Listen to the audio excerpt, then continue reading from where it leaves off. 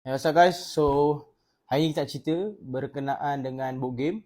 Dan board game apa yang untuk orang baran dia tak sesuai nak main. So, mana-mana untuk orang baran, elakkan main game macam ni. So, yang pertama, kita ada game Civilization.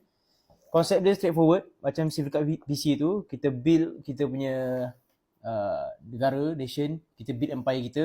Cuma dia agak koyak sikit sebab kadang-kadang mungkin orang boleh team up ataupun mungkin orang tu lebih kejam, dia akan strict attack kau ke ambil resource kau yang whatever. So game ni pun boleh team up yang contoh macam dua orang boleh team untuk attack seorang tu. So kadang-kadang kalau orang yang jenis yang tak boleh nak tahan sabar, tak boleh nak tolerate, mungkin boleh elakkan lah game macam Sim ni. Cuma game ni best lah. Okay guys, so game yang kedua, Arks, Conflict and Collapse in the Reach. So Arks ni best, kita dah pernah main campaign dia berempat bersama dengan player members.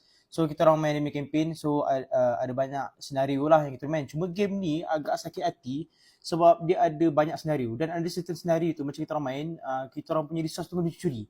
To the point yang kita tak boleh nak salah seorang player dia tak boleh nak defend themselves, so dia boleh koyak setiap round resource tu kena curi.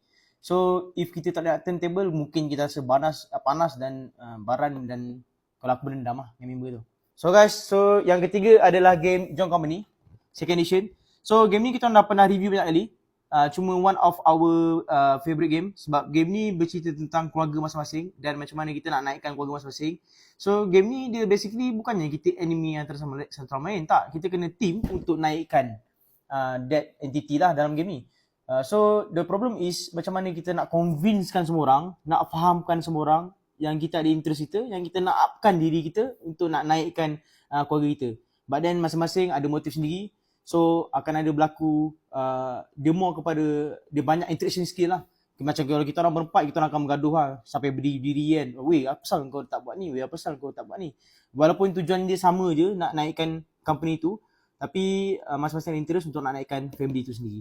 So tapi one of our favorite game lah, John Company. So boleh try. Tapi gambaran tu elakkan lah.